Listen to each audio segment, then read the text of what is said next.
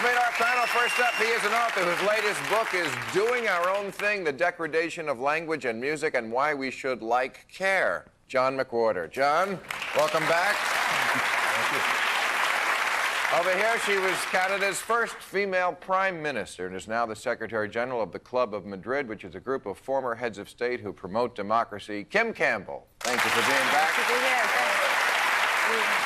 And finally, a comedy legend, to say the least, whose latest movie, Kevin Smith's Jersey Girl with Ben Affleck, opens March 26. I don't think there's anybody who made me want to be a comedian more than you did. I have been chasing this man's talented ass for so many years, and I have never caught up. Mr. George Carlin.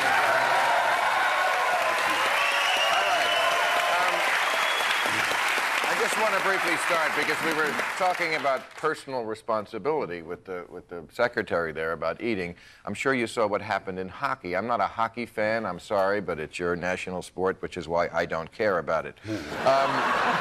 But you saw that this hockey, I was just in Vancouver, I love Vancouver. This hockey guy just creamed this guy. This is about personal responsibility. This is his apology. He says, I feel awful for what transpired. How about a pronoun there? I don't play the game that way. Obviously, you do. I'm sorry for what happened. Again, what happened to personal pronouns? I did it. It didn't just happen. The man drove his head into the ice. Okay, got that off my chest. Good. Now, let's talk about what's going on overseas. I thought this was interesting. David Kay, who is our weapons inspector over there, this week said George Bush needs to come clean with the American people and admit it was wrong about the existence of the weapons. That's...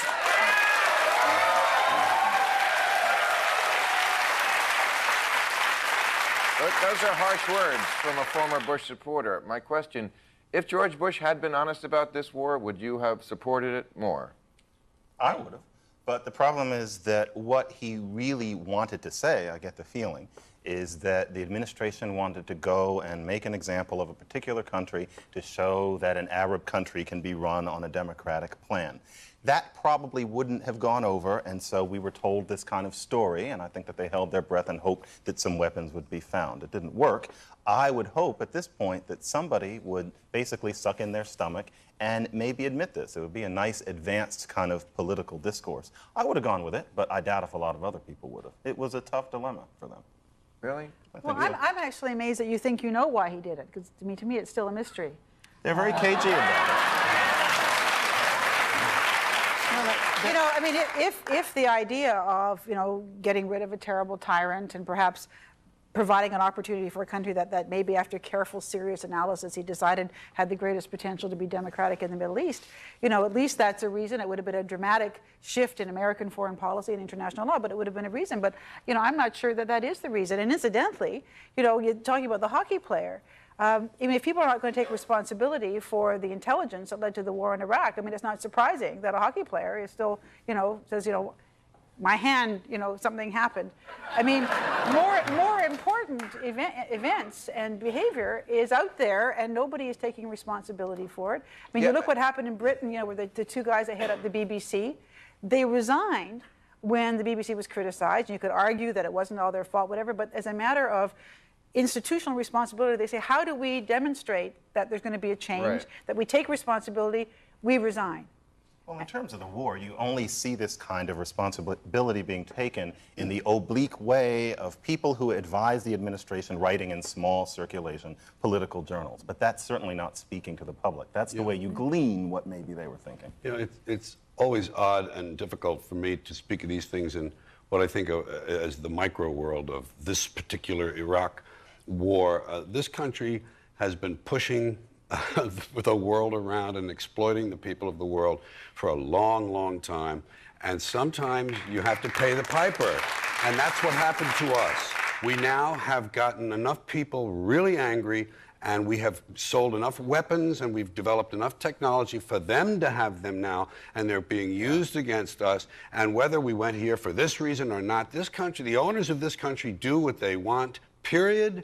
They do what they want. This is what they wanted. This is what they did. And then they dance around, and they'll give you a little of this and a little of that to make it palatable, to keep the generally uninformed population at bay, because that's the way they've kept it. They've kept people uninformed and no critical thinking. You don't think no good can come out of Iraq? You know, I mean, if George Bush had said, instead of saying Saddam Hussein has a giant death ray that's going to kill us all, if he had said, look, we're not sure he has weapons, and when it comes to the fight against religious-based terrorism, which is what we're fighting, we don't even think Iraq is, they're not on the head of our list, because they weren't. But we need a place to put a democracy. We need a pilot program, okay? And we can't think of anybody better to kick over than Saddam. Would you have gone for that? The argument is easy enough to understand, but there's an inconsistency in American policy. And if the American government had, I think, was a little more even-handed in Palestine and showed early or even recently that we do care about the fate of both peoples and that we have some solutions, some ideas, some concern, we may be more believable on these other things. But we don't. We take a side and we deny the whole. Funny you say that. But don't you think if the rationale is that we have this pilot plan that we want to implement, that there should be a pilot plan or a program? That was the problem. There wasn't one. It was, so let's go ahead and do this. I mean, but there wasn't a plan for implementing. Well, there could have been an ideological plan. Wait a There was an second, article in the New York Times Magazine where Ahmed Chalabi said that he went to see George W. Bush, and he spent most of the conversation explaining to President Bush that there were 3 kinds of Muslims in Iraq. This concerned me. Right, and that's Condi Rice's job.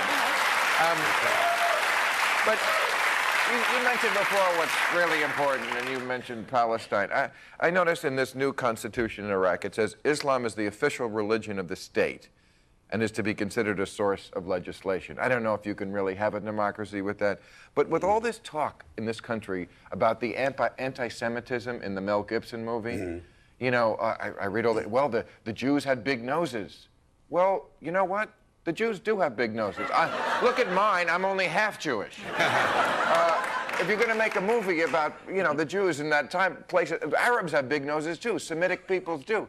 Okay, last week on their, but I mean, to be worried about anti-Semitism there, last week on the website of Saudi Arabia, it says very explicitly, no Jews can apply for a visa to Saudi Arabia. Okay, there's your anti-Semitism. That's what we call anti-Semitism. You know, I have a point. Yeah. Well, once again, I step back from this opera. I found a position for myself some time ago that gives me some detachment, and that is, when you're born in this world, you're given a ticket to the freak show, and in America, you get a front row seat. And it is my opinion that at the base of most of the evil in the world is religion of any kind. I couldn't agree more. Any kind. And that is at the floor. And everything has grown out of that, and the hatred among and between religions is an example. The number of people who have died in the name of God far exceeds any other purpose, such as political or national interest that you can name, and generally they're mixed anyway. The religion is thrown into the national interest. Sorry, George, I'm getting a ball game here on my... Thank God it's live. It's Tommy Thompson. Yeah, we're not having a good night with our audio, are we? Right. George, do you think we can tell the world that? Well, I don't think it's necessary. Because you speak truth. I don't think we have a job to teach or tell or do or direct or help. Helping is good if there's no strings attached. We've never done that. We've never done that.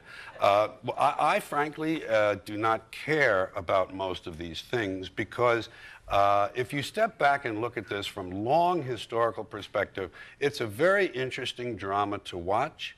But I cannot get concerned about something this year, next year, 10 years from now, when 1,000 years from now they'll say, wasn't it interesting? Look what happened. It's out of our hands, and I personally don't care. And I like that position. I like that position because it frees me to be a commentator, if that's what I do some of the time, about these things, to have an emotionally detached distance from them and say, look at what they're doing. Look at what you're doing to yourselves. I mean, the people blame politicians. It's the voters. It's where they say, well, where do these politicians come from? Right. They come from American homes. They come from American churches and schools. It's just the best we have. It's all we can do here. Yeah. So watch it and enjoy it. Sit back. I don't vote personally. You know?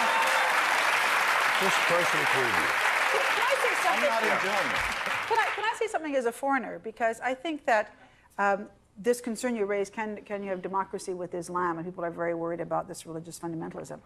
And yet, as a Canadian looking at the United States, I look at it, and I live here, and it's a wonderful country, and I'm deeply grateful for America's hospitality. But the salience of religion in public life here is much greater than it is in other mature democracies. Absolutely. You know, I don't think in Canada you could be prime minister if you were ever quoted as saying that you thought God wanted you to run and you thought the jury was still out on evolution. Right, I couldn't agree more. Good point. When I was a little girl, everything was closed on Sunday. It was very hard to get a divorce. Homosexual acts were illegal. I mean, all of those things have changed, but they all came from religious views. So I think the real key is, do you have any countervailing force to religious views, and do you have individual liberties and that kind of stuff? What about the issue of degree? Because there are wonderful things about all religions, but we're not only talking about the fact that Islam is important, but that there are varieties of Islam, and they are powerful and often predominant ones, where, for example, over half of the population, i.e. women, are in a position that I don't think any of us here could countenance. So yes, it's true that religion plays a greater role, particularly in red America, you might say, than we often talk about. But what does religion do in different places? And I think that's something that we need to think about. Well, I think it's really, I think you raise a really good point. I don't argue with you, and I think, you know, the extent to which Islam will be, or what kind of Islam would be reflected in their laws is interesting. I mean, there are also people who think that women should be in a secondary position in society, and they quote St. Paul, you know, wives be subservient to your husbands. I mean, I'm with George on the religion thing. I think that it gets in the way of morality. And it plays always on, what it really plays on is fear. Yeah. And that's what I think it has in common with politics. They both play on fear. I think it's interesting that George Bush, for his entire time since 9/11, has been telling us, you know, if we let our lives be run by fear, then they win. But now that the campaign has started, I notice it's all about fear. Have you seen his new campaign ad? There's a Arab Willie Horton in it. A swarthy, Arab-looking guy. And the message is, if you elect John Kerry, you'll be dead because he stinks at fighting terrorism and I'm good at it. Can I give you my idea of a great John Kerry ad? I'm going to give this for free, and maybe it'll be campaign spending. I don't know. But you see George W. Bush in the Top Gun picture, and you see John Kerry in his uniform, and the Top Gun picture, you say, Mr. Dress Up, John Kerry, the real thing. Wouldn't that be a great ad? I'll bet you they're going to do something like it. That's great. It's for free. Anybody can use it if they want. Funny, we were supposed to have a different kind of campaign this year because of the McCain-Feingold campaign finance bill. And it turns out it's the same old feces-flinging monkey fest as it always has been, because now instead of giving your money to the parties, you give it to MoveOn.org or Citizens United. It's always going to be that way, of course. All that the left can do is fight fire with fire at this point. Back when it was passed, everybody knew that this was going to happen. It's just going to be a war. That's the way it has to be. The other thing is that it used to be about the swing voter. This year now, I notice, it's about energizing your base, which sounds dirty, but it really just means getting to the people who are going to vote for you anyway, which is why George Bush has been, George Bush has been going to every, that's the wrong. Don't get the wrong one first. No, don't get the wrong one first. George Bush has been going to a lot of white events because George Bush, this is him at NASCAR. George Bush knows that, you know, he's ahead with white men by 20%, and he's trying to increase his base from white men that he knows to white people in general. So, look at this. 2 weeks ago, he was at NASCAR. Then he went to the rodeo this week. And my question is, how white can he go? And that's why there he is with... Let me see it. Edgar and Johnny Winter. If you're too young to remember, they are albino rock stars. And if people don't know that, then he can, you know, there's this I'm just saying how white. And if that is still not white enough, I'm just saying he could always...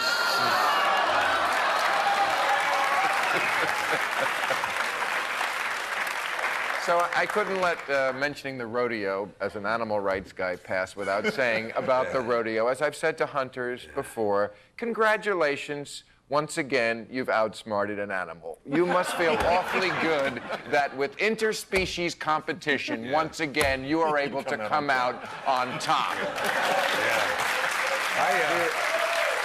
When I watch for the rodeo, I root for the horses to some guy to be thrown off and stepped on. I want to get a bumper sticker that says "Support rodeo injuries." That's what I think should happen.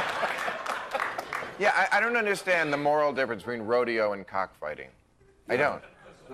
Or hitting them in the head and eating them later. You know. I mean, God, it's just, you know. Well, at least in a rodeo, the animal has a chance to fight back. Really? I mean, to the people, not to the animal. Well, Yeah, well, to step on them, yeah. That's so good to watch. And when they gore someone in the bullfight, I love it. And Pamplona, I watch Pamplona, the running of the bulls, and I say, oh, please trip, fall, and they fall. And I go, oh, this is so great. I just love it. And I don't know about all this. That idiotic Iditarod thing that they have, you know, proving once again, if you hit an animal, it will run. You know, it's very brave once again. All right, I want to welcome to our show. Last week she was fired as a commentator for the local NPR affiliate here in LA because on her regular Sunday morning commentary, she used the F word. Here to discuss her transgression from her cell in Guantanamo Bay, please welcome Sandra Singh Low, ladies and gentlemen. Thank you, Bill. Thank you very much. How are you, Thank potty you. mouth? You're okay? I'm good. I'm What- out here, you know. I was fired by one of the most powerful radio stations of public radio in the U.S., and NPR also thinks that's okay. So I'm here in the Azores at KAZU, the tiniest public radio station in the tiniest town. Well, you're in good company because Mr. You're in George Portugal. Carlin of the 7 Words You Can't Say is here. I have been fired from TV for saying things I would. And Silver so lining. welcome to the club, but don't get a big head about it because Bubba the Love Sponge is also in this Well, club now. And So- what's really, sad is that I actually didn't mean to say that particular word. No, it I was know. meant to be bleeped. I know. It's just so stupid anyway that someone would fire you because you said fuck. Anyway, is this, let me ask you, do you think this is because of Janet Jackson? Is that the nipple that broke the camel's back? Yes. Yes, as a matter of fact, my station manager has been quoted as saying that my, pre-taped, pre-edited piece, that word coming out was the equivalent of Janet Jackson's performance piece, which is, it's hard to get a breast into a radio speaker. Don't know how it could be done, especially in a pre-taped situation. But I think the hysteria of the F.C.C. has just overtaken everything.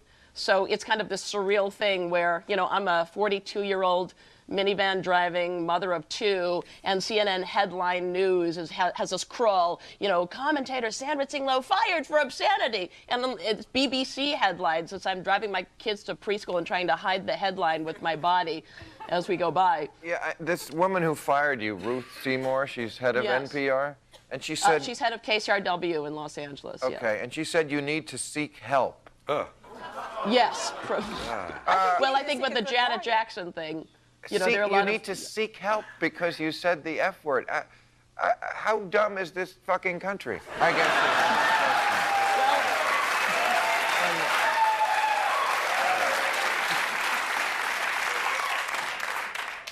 And I think what's interesting is now George Carlin, the man, the master, is it 7 dirty words or is it 11? I can't remember how many it is. But I think that, Mr. Carlin was making the point that language is very specific and that the F word that I used was in the context of a piece I wrote about Bette Midler's concert. And if you know Ms. Midler, she works a bit blue. She uses some vaudeville rhythms. And my husband's a musician with her, so I was talking about, I can't even say exactly what the line, I can't quite remember what it is. So it was very specific for it to be bleeped. And at that particular moment, but I think what's fascinating is that NPR, even on their official website, NPR is supposedly so specific about language. They have this ombudsman at npr.org where, NPR writers will write in and say, someone said irregardless on the air, and that's not really a word. It's regardless. It's not irregardless. It's regardless. But you know... And so they'll go on for pages and pages about this. And then he has a piece on me about the buzz, you know, about the water coolers. Is Ms. Lowe, you know, a salty gal talked a little blue in the newsroom. And in my day, we didn't do that. I mean, this is supposedly Sandra, a news organization. Yeah. Irregardless They're of that. slandering me. You know that someone It's is a going to farce. play the kid card with us. They're going to say, my God, it's not so bad, except children the kids. could be listening. Because, you know, Protect the kids. Exactly. Because what are Yeah, kids doing Sunday morning? They're listening to NPR.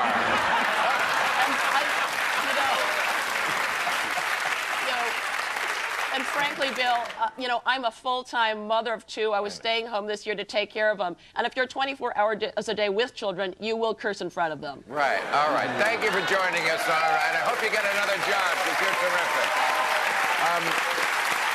Isn't it astounding, though, that the woman would say she needs help? It reminds me of about a year ago, this Rex Hudler. He's a sports announcer. Yes. Got caught. You read this story? He got caught. He had a little pot in his bag, and they nabbed him at the airport. Here's what his friend said. Jose Mota, a member of the radio team. Rex is a good friend. I pray for him and his family. Oh. We'll just take it as it comes. Play-by-play announcer Steve Foziak said, I gave him my support, and I told him I loved him. Because he had pot in his bag? She needs help because she... What is with this country? It's got to be stupider than when you started. Well, yeah, when I mentioned the freak show, you know, there are some of us who become the freaks. There are some who sit in the front row and get to critique the show. Some want to fix the freaks. There are ones who try to fix the freaks. These are the these are the different people like we're talking about. Yeah. And the liberals are just as bad on this issue as the conservatives because of politically correct speech. Campuses. Campus codes are nothing but sheer denial of free speech. Exactly. And their hands are not clean. And I'm glad this happened. So to expose them. Right. Not for, I don't want anything bad to happen to her, but she'll be fine. She'll bounce high. Well, she needs help. She needs a good lawyer. I mean, why wasn't the engineer fired who didn't bleep when she Yes, asked of him to course. bleep? I mean, why is she the one? She had no intention. And you know, the other woman who lost her show this week, and I didn't understand it, was Martha Stewart. Because CBS pulled the Martha Stewart living shows, and even if she is a perjurer, does it somehow mitigate her ability to glue pine cones to picture frames? I mean, are the muffins any less delicious because she lied? And listen to this. This is Fred Upton of Michigan. After the F.C.C. passed the higher fines bill, he said, it's imperative that we get this bill to the president's desk as fast as we can. God damn it. Code Orange. It's utterly incomprehensible to me that a parent who, for example, lets her daughter run around with her butt crack showing and who lets their children listen to hip-hop music with very colorful and let's call it authentic language somehow gets upset to hear the word fuck uttered around her child. That makes no sense whatsoever. I have a point I want to make about this. It takes me back to the religion thing. Religion is at the base of this one, too. Yep. The fear of... let me make the point. For a long time, all religions, I guess, but especially this Christian nation, Christianity has filled us with fear, shame, and guilt about the human body. It's evil, it's dirty, and the sex act and the parts of the body engaged in the sex act. And this has happened for so long, it is now practically, I think, genetic in us, that there is this fear.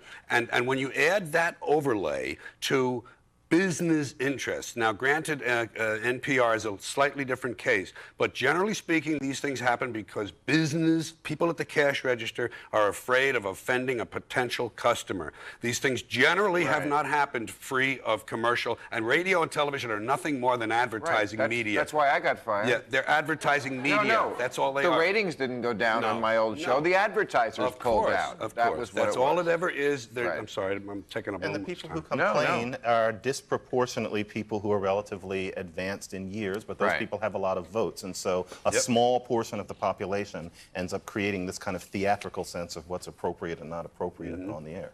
Well, mine was like 30 years. Just as... Well, I would just say that if you never encounter anything in your community that offends you, you're not living in a free society. Right. You know? Yeah. Americans got this idea that they live in this bubble, and that at any time they're disturbed in their cocoon, it is time for someone to be fired, Yes. or it's Sued. something. Just to show you how things have changed, when you were arrested for the 7 words you can't say, Yes. this is almost over 30 years ago, those words were booby, tinkle, darn, number 2, Yeah. derriere, dangler, and cocksucking whore. I think it's interesting. That's a point. If there's a chance to make, if there's a chance to make a point about those words, Yes, we please. should piss, fuck, cunt, cocksucker, motherfucker, and tits. And one word. What's interesting to me is that in these newspapers you will see F blank blank K. Right. That's a small example. You hear fuck, you hear on television or something. Every 2 seconds you hear it. You are allowed to know the word that was intended, yet you cannot see the 2 letters in the middle of it. What is that about? Because the idea has been conveyed. If the idea is evil, then it's been conveyed Right. anyway. So what are we doing here? I mean, that's the absurd level to which it goes.